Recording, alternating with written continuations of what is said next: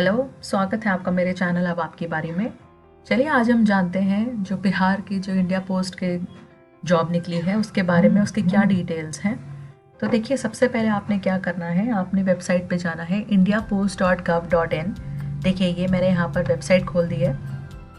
यहाँ पर आकर आपको जाना है रिक्रूटमेंट्स में। जब आप रिक्रूटमेंट्स में जाएंगे तो वहाँ पर आपको सेकंड जो आर्टिकल है वो दिखेगा, direct recruitment to postal assistant, sorting assistant, postman and MTS. तो इस पर आप क्लिक करिए, आपके सामने एक प्रोस्पेक्टस खुल जाएगा जो ये। अब देखिए, इस प्रोस्पेक्टस को ध्यान से आप पढ़िएगा और फिर ही भरिएगा। आप देखिए, सबसे पहले इसमें जो आपको ध्यान देने वाली बात है वो ये है कि अगर आप पहले सारी डिटेल्स देख लीजिए और अगर आप मीट करते हैं कंडीशन, तो सबसे पहले आप पेमेंट डिपॉजिट करवाइए, क्योंकि उसकी लास्ट डेट जो है वो 21 दिसंबर है। और ये जो वैकेंसीज निकली हैं ये सिर्फ स्पोर्ट्स कोटा के बेस पर निकली हैं। तो अगर आप स्पोर्ट्स में आपने कभी पार्टिसिपेट नहीं किया है तो आप एलिजिबल नहीं हैं। और देखिए, जो लास्ट डेट है सबमिशन की जो पोस्ट ऑफिस को, वो है 31 दिसंबर।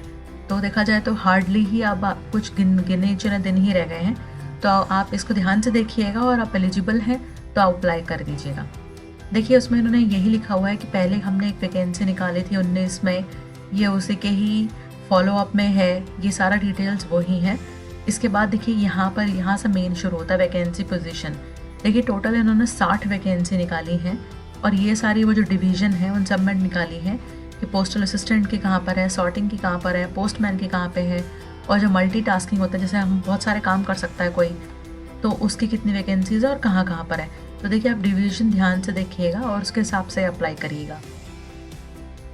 तो यहाँ पर ये डिटेल्स मेंशन है। अब देखिए, इन्होंने सैलरी इन्फॉर्मेशन मेंशन करी हुई है कि अगर आप पोस्टल असिस्टेंट या सॉर्टिंग असिस्टेंट हैं तो 25,000 से लेकर 81,000 के बीच में होगा। पोस्टमैन है तो 22,000 के आसपास से लेकर 69,000 के आसपास होगा। और जो मल्टीटास्किंग स्टाफ का है उसका 18,000 से लेकर 57,000 के आसपास तक का होगा। अब देखिए, इसमें उन्होंने लिखा हुआ है कि प्रोबेशन पीरियड जो होगा वो कम से कम 2 साल का होगा, जब पूरी आपकी ट्रेनिंग कंप्लीट हो जाएगी उसके बाद। और जो कैंडिडेट सिलेक्ट होंगे उनका जो ट्रेनिंग है वो उस हिसाब से ही होगा, और चाहे जिस लोकेशन पे हो उस हिसाब से ट्रेनिंग होगी। अब देखिए, एज लिमिट की बात करते हैं।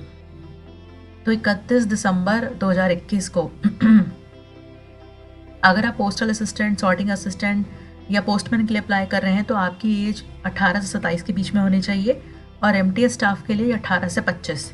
हाँ, देखिए, इसमें 5 साल का इन्होंने रिलैक्सेशन भी मेंशन किया हुआ है यहाँ पर कि 5 साल का रिलैक्सेशन मिलेगा डिफरेंट कैटेगरीज को। लेकिन वो तभी पॉसिबल होगा जब वो बाकी कंडीशंस मीट कर देंगे, जैसे एजुकेशनल और स्पोर्ट्स से रिलेटेड, तभी आप अप्लाई कर पाएंगे। अब देखिए, यहाँ पर उन्होंने और क्या बोला है कि जो एजुकेशनल क्वालिफिकेशन है वो क्या क्या होंगी। अगर आप पोस्टल या सॉर्टिंग असिस्टेंट के अप्लाई कर रहे हैं तो मिनिमम 12वीं पास होना चाहिए किसी भी इक्विवेलेंट यूनिवर्सिटी या बोर्ड से। और इसके अलावा आपके पास जो है बेसिक कंप्यूटर को ट्रेनिंग कोर्स का सर्टिफिकेट होना चाहिए 60 दिन का। और अगर 60 दिन का अगर कंप्यूटर कोर्स का सर्टिफिकेट नहीं है तो आपको ये प्रूव करना पड़ेगा कि हाँ, 12th में या उससे पहले आपके पास कंप्यूटर साइंस सब्जेक्ट था। तो इन दोनों में से होना बहुत ज़रूरी है। स्पोर्ट्स क्वालिफिकेशन, अब देखिए, इसमें पोस्टमैन की बात करते हैं तो 12वीं पास होना चाहिए किसी भी रिकग्नाइज बोर्ड से। हिंदी जो लोकल लैंग्वेज है वो आनी चाहिए, और हिंदी जो है वो 10th स्टैंडर्ड तक होनी चाहिए। और इसमें भी सेम चीज़ दी हुई है कि या तो कंप्यूटर का ट्रेनिंग कोर्स का 60 दिन का सर्टिफिकेट होना चाहिए, या फिर आपको प्रूफ करना पड़ेगा कि आपके पास 10th में, 9th में या 11th या 12th में आपके पास computer science as a subject था एक। और देखिए, इन्होंने ये भी मेंशन करा जो पोस्टमैन के लिए अप्लाई कर रहे हैं उनके पास, या अगर ड्राइविंग लाइसेंस नहीं है तो उनके पास ड्राइविंग लाइसेंस आपको उनको लेना होगा, 2 व्हीलर या 3 व्हीलर या लाइट मोटर व्हीकल का, स्पेशली 2 साल के लिए, क्योंकि प्रोबेशन पीरियड ही 2 साल का है। और लेकिन अगर कोई, मान लीजिए कोई आप अप्लाई कर रहे हैं और आप डिसेबल हैं तो आप उस रूल से एक्सेम्प्टेड हैं। और देखिए, इसमें इन्होंने ये पॉइंट यहाँ पे मेंशन किया है कि अगर जैसे मान लीजिए अगर आपके पास आपकी अपॉइंटमेंट हो जाती है और आप डिसेबल नहीं है, बिल्कुल फिट है, और अगर आपके पास ड्राइविंग लाइसेंस होता नहीं है तो जो इंक्रीमेंट होता है ना वो नहीं होगा, और कम से कम 5 साल तक का। तो तो इसलिए बेटर होगा कि अगर आपका सिलेक्शन हो जाता है तो आप ड्राइविंग लाइसेंस ध्यान में रखिएगा कि आपके पास हो, अगर आप पोस्टमैन पोजीशन के लिए अप्लाई कर रहे हैं। अब देखिए यहाँ पर देखते हैं एमटीएस स्टाफ के लिए। एमटीएस स्टाफ के लिए कि इन्होंने लिखा हुआ है कि 10th पास होना ज़रूरी है किसी भी रिकग्नाइज बोर्ड से, और लोकल लैंग्वेज आनी चाहिए। और आप स्पोर्ट्स क्वालिफिकेशन का देखते हैं। देखिए यहाँ पर ये बार बार बोल रहे हैं कि जो लास्ट डेट है रिसीट की कि पोस्ट ऑफिस वालों को मिल जाए 31 दिसंबर से पहले पहले, ये 31 दिसंबर लास्ट डेट है। और जब आप सारे डॉक्यूमेंट्स जो मैं अभी नीचे आके डिस्कस करूँगी, ये सारे डॉक्यूमेंट्स आपको रजिस्टर्ड या स्पीड पोस्ट से ही भेजना है। आपने कुछ और चैनल यूज़ नहीं करना है। रजिस्टर्ड या स्पीड पोस्ट से आपको भेजना है असिस्टेंट डायरेक्टर रिक्रूटमेंट को, 5th floor O/O the chief post master general Bihar circle Patna, और ये इनका जिप कोड है। ठीक है, अब हम देखते हैं यहाँ पर कौन कौन से ऐसे स्पोर्ट्स के बेसिस पर आप रिक्रूटमेंट ले सकते हैं। अब देखिए इसमें सारे डिसिप्लिन मेंशन है, आर्चरी है, बास्केटबॉल है, फुटबॉल है, वेट लिफ्टिंग है, सारे आप देख लीजिएगा। इसमें काफ़ी लंबी लिस्ट है, 64 स्पोर्ट्स हैं, उसके हिसाब से आप चूज़ कर लीजिएगा। अब देखिए स्पोर्ट्स क्वालिफिकेशन की एलिजिबिलिटी क्राइटेरिया क्या है। इसमें एलिजिबिलिटी क्राइटेरिया ये है कि या तो आपने स्टेट या कंट्री रिप्रेजेंट कर रखी हो, या फिर आपने यूनिवर्सिटी या इंटर यूनिवर्सिटी टूर्नामेंट खेले हुए हो, या फिर आपने स्टेट स्कूल टीम में पार्टिसिपेट कर रखा हो जो all India school games federation करवाती है, या फिर कोई ऐसे स्पोर्ट्समैन हो जिसको नेशनल अवार्ड मिला हुआ हो फिज़िकल फिटनेस में, फिज़िकल एफिशिएंसी में, और जो एक इसकी बॉडी है नेशनल फिज़िकल एफिशिएंसी ड्राइव उनके थ्रू, तो ये है। अब देखिए इसमें इन्होंने क्लियरली लिखा हुआ है कि अगर आप यहाँ पे जैसे लिए लाइन लिखी हुई, no such appointments can be made unless the candidate is, तो बेसिकली उन्होंने यही कहा है कि अगर आप इन सब चीज़ों को मीट नहीं करेंगे, जो भी आपने खेला हुआ है, अगर आप प्रूफ नहीं कर पाएंगे तो आप एलिजिबल नहीं हैं। और आगे जो डॉक्यूमेंट्स मैं अभी आपसे शेयर करूँगी वो डॉक्यूमेंट्स आपने शेयर करना ज़रूरी हैं, अदरवाइज़ आपका जो ये एप्लीकेशन है ये रिजेक्ट हो जाएगा।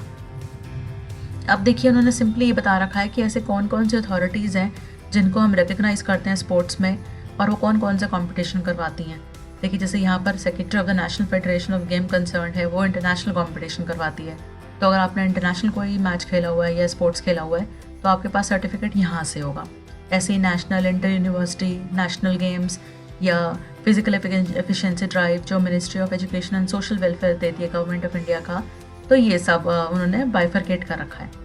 देखिए एप्लीकेशन फ़ी जो इसकी है वो 100 रुपये है, जो आप किसी भी नियर बाय पोस्ट ऑफिस में जाकर आप इसमें एक इन्होंने चालान फॉर्म अटैच किया, आप वो ले जाइएगा और वहाँ पर 100 रुपये पे करके वो आपको रिसीट दे देंगे। लेकिन ध्यान रखिएगा कि इस फॉर्मेट में ही, और जो नियर बाय पोस्ट ऑफिस है आप उसके थ्रू ही करिएगा, कोई और चैनल यूज़ मत करिएगा, अदरवाइज़ वो रिजेक्ट कर देंगे आपकी एप्लीकेशन। और इसके बाद उन्होंने ये लिखा हुआ है कि ये जब आप अपने सारे डॉक्यूमेंट्स भेजेंगे ना लास्ट में, तो ये इसकी आप कॉपी भी आप लगा दीजिएगा, चाहे आप इसकी रिसीट की ओरिजिनल कॉपी लगा लीजिएगा, उसकी फ़ोटो कॉपी आप अपने पास रख लीजिएगा एज अ प्रूफ। और जो इसकी पेमेंट की एप्लीकेशन फ़ी है वो 21/12 लास्ट है। मतलब इसका सिंपल सिर्फ ये है कि अगर आपने जो पेमेंट है वो 21/12 से पहले करनी है, आप लास्ट मिनट पे क्यों वेट करेंगे। अगर आप सारी कंडीशंस मीट करते हैं तो आप लास्ट मिनट तक भी वेट मत करिए, उससे पहले ही पे कर दीजिए। और देखिए यहाँ पर उन्होंने ये दे रखा नेशनल ई-बिलर, ये बेसिकली पोस्ट ऑफिस वालों के लिए है। तो अब देखिए मेथड ऑफ सिलेक्शन देखते हैं। तो यहाँ पर देखिए सबसे पहले जो प्रेफरेंस दी जाएगी वो उनको दी जाएगी जिन्होंने इंटरनेशनल कंपटीशन खेला हुआ है। फिर उनको प्रेफरेंस दी जाएगी जिन्होंने स्टेट या यूनियन टेरिटरी में रिप्रेजेंट कर रखा है, नेशनल लेवल पर कर रखा है। फिर उसके बाद यूनिवर्सिटी, इंटर यूनिवर्सिटी हो गया, फिर उसके बाद स्टेट हो गया, और उसके बाद जो लास्ट में है जो फिजिकल एफिशिएंसी सर्टिफिकेट मिलेगा गवर्नमेंट से उनको। और हो सकता है उनको भी सर्टिफिकेट, उनको भी प्रेफरेंस मिल जाए जो डिफरेंट स्टेट, यूनियन, और जैसे ये लास्ट पॉइंट देखेंगे आप, यूनिवर्सिटी या स्टेट स्कूल में खेले हुए और उनको कोई सर्टिफिकेट, उनको कोई मेडल नहीं मिला हुआ, तो वो भी अप्लाई कर सकते हैं। और देखिए अगर ऐसा होता ना, जैसे मान लीजिए 2 कैंडिडेट्स हैं, दोनों के सर्टिफिकेट्स ऑलमोस्ट सेम हैं, तो अब तो ये होगा ना कि किसको चूज़ करें। उस केस में बाकी आपका क्वालिफिकेशन वगैरह सब चेक करेंगे। तो यही लिखा हुआ है।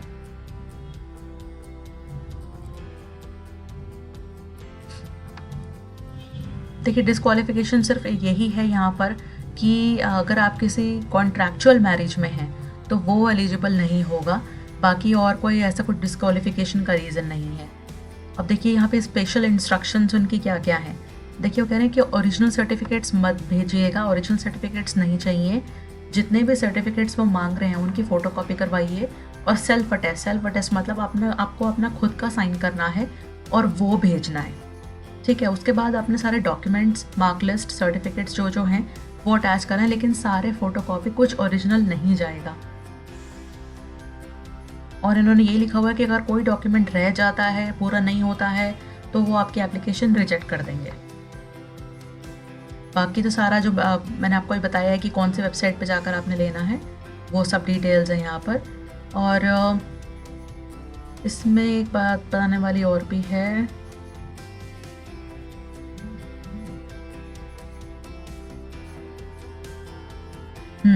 कि जिस मैंने अभी पहले भी रिपीट किया था आपको कि जो एप्लीकेशंस हैं वो स्पीड पोस्ट और रजिस्टर्ड पोस्ट के थ्रू ही जानी चाहिए। और दूसरा ये है कि एक एनवलप में सिर्फ एक ही कैंडिडेट की एप्लीकेशन जाएगी। ये नहीं कि मेरा भाई भी है, मेरी बहन भी है, तो चलो सबको इकट्ठा ही भेजते हैं। नहीं, सबका अलग अलग अपना अपना एक रिस्पेक्टिव एनवलप में जाएगा, वो तभी एक्सेप्ट करेंगे, अदरवाइज वो फिर रिजेक्ट कर देंगे।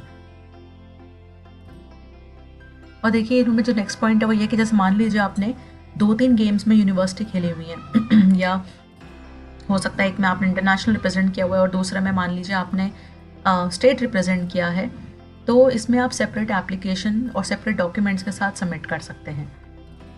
लेकिन आप एक सिंगल गेम के लिए बार बार आप एप्लीकेशन सबमिट मत करिएगा। और किसी भी टाइप का आपको जो है, अगर मान लीजिए वो पॉइंट इंटरव्यू के लिए बुलाते हैं तो आपको किसी टाइप का भी ट्रैवल अलाउंस नहीं दिया जाएगा या कोई भी एक्सपेंसेस कवर नहीं करे जाएंगे। अब देखिए यहाँ पर आता है कि आपको क्या क्या भेजना है। डिटेल्स ऑफ एनक्लोजर्स मतलब आपको क्या क्या अटैच करके भेजना है एप्लीकेशन फॉर्म के साथ। देखिए ऑल मार्कशीट्स, ये भी सारी फोटोकॉपी जाएंगी और सेल्फ अटेस्टेड मतलब खुद साइन करना है। स्पोर्ट्स क्वालिफिकेशन के अचीवमेंट के certificate, proof of date of birth, जैसे 10th सर्टिफिकेट ऑफ जो 10th स्टैंडर्ड होता है उसमें ही आ जाता है डेट ऑफ बर्थ का सर्टिफिकेट प्रूफ। और अगर आप SC/ST कम्युनिटी को बिलोंग करते हैं तो उसका सर्टिफिकेट। और ये कॉम्पिटेंट अथॉरिटीज़ से ही वेरीफाइड होना चाहिए, ये नहीं कि अपना हाथ से बना के दे दिया, ये नहीं माना जाएगा। बिल्कुल लेटेस्ट 2 आपकी पासपोर्ट साइज़ फ़ोटोग्राफ चाहिए, एक एप्लीकेशन में पेस्ट होगी और दूसरा साथ में आप अटैच कर दीजिएगा, जिसके पीछे आप अपना नाम और एड्रेस लिख दीजिएगा। एप्लीकेशन फॉर्म प्रॉपर फिल्ड और साइंड आपके थ्रू। और मान लीजिए अगर आप डिसेबल हैं तो उसका सर्टिफिकेट होना चाहिए, और ये भी ज़रूर होना चाहिए कि आप किसी पैरा स्पोर्ट्स में आपने पार्टिसिपेट किया है। और चलान फ़ी का जो मैंने अभी आपको दिखाया था उसकी कॉपी, वो आप ओरिजिनल भेज सकते हैं, उसकी कॉपी अपने पास रख लीजिएगा। उसके बाद ये देखिए वही एड्रेस इन्होंने रिपीट किया है। अब देखिए यहाँ पर ये बता रहे हैं कि अगर आपने इंटरनेशनल खेला हुआ है, कि देखिए फॉर्म 1 फॉर रिप्रेजेंटिंग इंडिया, तो आपको ये फॉर्म लगा के भेजना है उनको। और ये ध्यान रखिएगा कि ये यहाँ पे इन्होंने क्लियरली मेंशन किया है, ये सर्टिफिकेट तभी वैलिड होगा जब ये सेक्रेटरी नेशनल फेडरेशन या नेशनल एसोसिएशन से साइंड होगा। अब देखिए अगर आपने स्टेट खेला या नेशनल कंपटीशन में पार्टिसिपेट किया है तो आपको ये फॉर्म भरना होगा।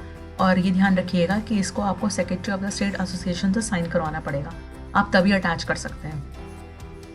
अगर आपने यूनिवर्सिटी खेली हुई है, इंटर यूनिवर्सिटी वो टूर्नामेंट खेला हुआ है आपने, तो आपको ये फॉर्म भरना पड़ेगा, फॉर्म 3।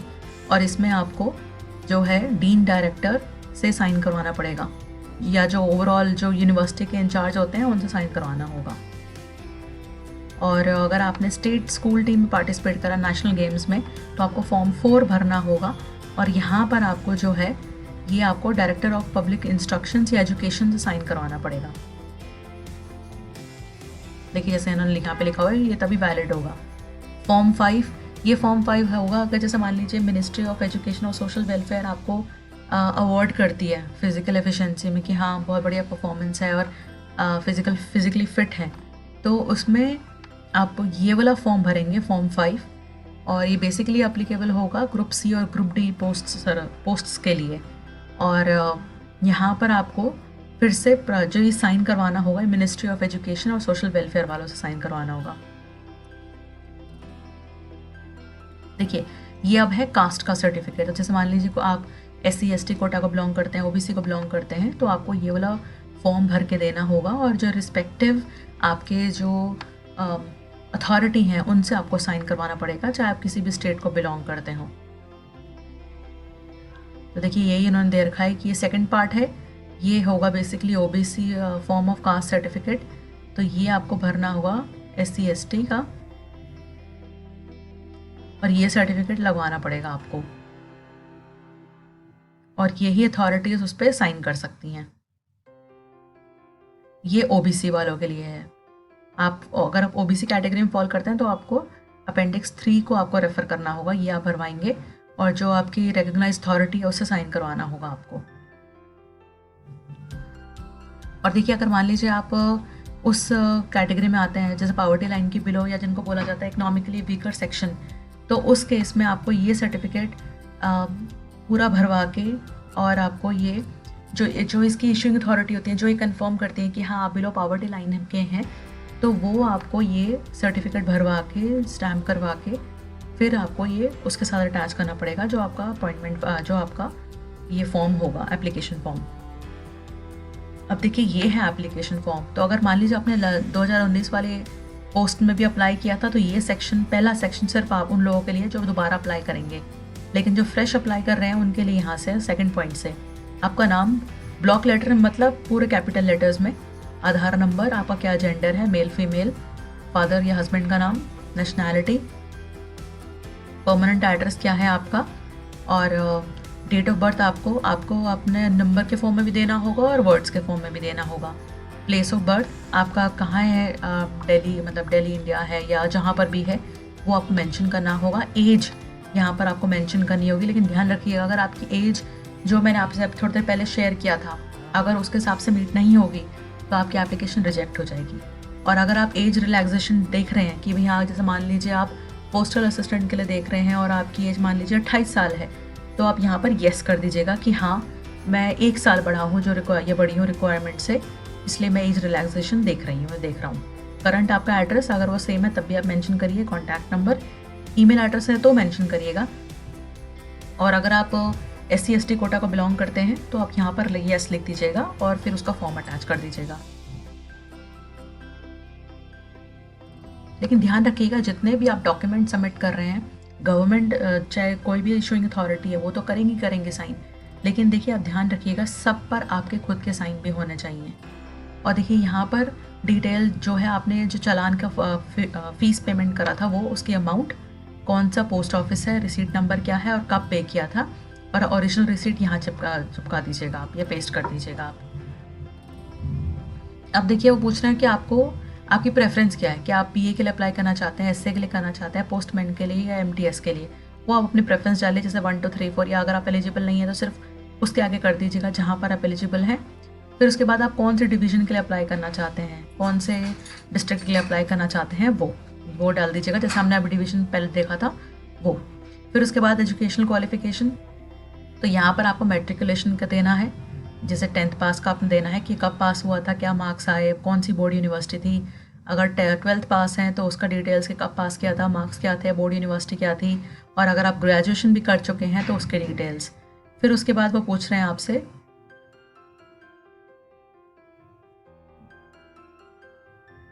अगर आपने हिंदी पढ़ी है कि नहीं पढ़ी, येस नो। लेकिन ये सिर्फ पोस्टमैन और MTS पोजीशंस के लिए है, तो अगर आप PA या SA के लिए अप्लाई कर रहे हैं तो आप इसको छोड़ सकते हैं। और आप कंप्यूटर ट्रेनिंग सर्टिफिकेट आपके पास है, येस और नो, तो वो कर दीजिएगा। लेकिन अगर आपने इसमें नो किया है कि कंप्यूटर ट्रेनिंग सर्टिफिकेट नहीं है, तो आपको तभी प्रूव करना पड़ेगा या आपको बताना पड़ेगा कि हाँ कंप्यूटर साइंस मेरे पास एक सब्जेक्ट था, तो आप इसमें यहाँ पर येस करिएगा। लेकिन अगर सर्टिफिकेट है तो इसको ब्लैंक छोड़ दीजिएगा। अब देखिए वो पूछ रहे हैं कि आपने क्या रिप्रेजेंट किया है, कंट्री रिप्रेजेंट करी है, स्टेट जूनियर लेवल करा है, यूनिवर्सिटी करी है, स्कूल टूर्नामेंट्स खेले हैं, स्टेट स्कूल जो टूर्नामेंट्स होते हैं, या जो आपको नेशनल अवार्ड मिला है फिजिकल एफिशिएंसी का वो, और क्या पोजीशन सिक्योर करी थी आपने। और लास्ट में अगर आपने state, union territory, university tournament खेला है तो वो। इसके बाद कंपटीशन का नाम, कब हुआ था, कौन सा मंथ और साल, क्या पोजीशन आई थी, कौन सी अथॉरिटी ने आपको अवार्ड करा था सर्टिफिकेट या मेडल, वो। अब देखिए यहाँ पर आप सीरियल वाइज करके अपने मेंशन कर दीजिएगा कि मैं कौन कौन से डॉक्यूमेंट्स अटैच कर रही हूँ। जैसे हमने ऊपर सारा डिस्कस किया है कि कौन कौन से डॉक्यूमेंट्स जाएंगे। आप अपना यहाँ पे नाम डालिए, अपना प्लेस, डेट और अपना सिग्नेचर कर दीजिए। ये वाला जो सेक्शन है ये सिर्फ SC, ST, OBC, EWS और PWD कैटेगरी के कैंडिडेट्स के लिए है कि उनको ये भी साइन करके देना होगा। ये वाला डिक्लेरेशन 3 सिर्फ ओल्ड एप्लीकेंट्स के लिए है, तो ये तभी भरिएगा अगर आप ओल्ड एप्लीकेंट्स की लिस्ट में आते हैं। ये सब के लिए है, डजेंट मैटर कि आप जनरल कैटेगरी के हैं, आप पहले भी अप्लाई कर चुके हैं, डजेंट मैटर, लेकिन आगे सबको भरना है। जिसमें ये है कि मैं ये जो है अगर मेरा अपॉइंटमेंट हो जाता है तो मेरा नाम ये है और मैं कम्प्लीटली जो रूल्स एंड रेगुलेशंस है इंडियन पोस्टल सर्विस से उनको फॉलो करूँगा या करूँगी, और डिपार्टमेंट ऑफ पोस्ट को मैं नेशनल गेम्स में भी रिप्रेजेंट करूँगा या करूँगी। डेट, प्लेस, सिग्नेचर और आपका नाम। अब देखिए यहाँ पर उन्होंने लास्ट में लिखा हुआ है एप्लीकेशंस जो है और जो एनवेलप है वो बिल्कुल क्लियरली आपको मेंशन करना है कि कौन सी पोस्ट के लिए कर रहे हो आप अप्लाई, और बिल्कुल क्लियर सब कुछ होना चाहिए। और रजिस्टर्ड पोस्ट और स्पीड पोस्ट से ही भेजिएगा, कोई कोरियर वोरियर मत करिएगा। और देखिए ये चालान का उन्होंने फॉर्मेट भेजा है, इसको मैं थोड़ा टर्न करके देखते हैं इसको। देखिए ऐसे आपको रिसीट आपको ये ले जाना होगा जब आप पेमेंट करने जाएंगे। तो ये जो कॉपी है ये पोस्ट ऑफिस रख लेगा, सबसे पहली वाली कॉपी। ये वाली जो कॉपी है ये सेकंड वाली, ये आपको भेजनी है अपने डॉक्यूमेंट्स के साथ पोस्टल सर्विस डिपार्टमेंट को। और जो थर्ड वाला है ये आपको अपने पास रखना है। तो इन बातों का आप ध्यान रखिएगा। तो बस यही है टोटल डिटेल में कि आपको जो है ये सारा जो डॉक्यूमेंट्स है आप पहले पढ़ लीजिए, और अगर आप एलिजिबल हैं तभी अप्लाई करिएगा। और सबसे पहले अगर आप एलिजिबल हैं तो सबसे पहले आप पेमेंट पे कर दीजिए ताकि आपके पास एक प्रूफ आ जाए, और उसके बाद आप सारा अपने डॉक्यूमेंट्स पे काम करना शुरू करिएगा ताकि आप टाइम से भेज जाएँ। और लास्ट मोमेंट का वेट मत करिएगा, क्योंकि कई बार स्पीड पोस्ट और रजिस्टर्ड पोस्ट डिले भी हो जाते हैं। तो आई वुड रिक्वेस्ट कि अगर आप एलिजिबल हैं और आपने पेमेंट ऑलरेडी पे भी कर दी है या करने वाले हैं तो इसको आप जल्दी प्रोसेस करिएगा, ताकि ये ना हो कि आप लास्ट मिनट तक वेट करें और एलिजिबल होने के बावजूद भी आप रह जाएं। तो अब मैं आशा करती हूँ जो मैंने आपको पूरा डिटेल में एक्सप्लेन किया है ये क्लियर हुआ हो। फिर भी अगर आपको कोई क्वेश्चन होता है तो कमेंट सेक्शन में पूछ लीजिएगा, मैं आपको डिटेल में एक्सप्लेन कर दूँगी। और ऐसे अपडेटेड कंटेंट के लिए हमारे साथ बने रहिए, सब्सक्राइब करिएगा हमारे चैनल को, और जो बेल आइकन का नोटिफिकेशन है ना उसको प्रेस कर दीजिएगा, क्योंकि उससे होता ये है कि जैसे ही हमारी कोई वीडियो रिलीज़ होगी ना उसका नोटिफिकेशन आप तक पहुंच जाएगा। So thank you so much, take care, all the best.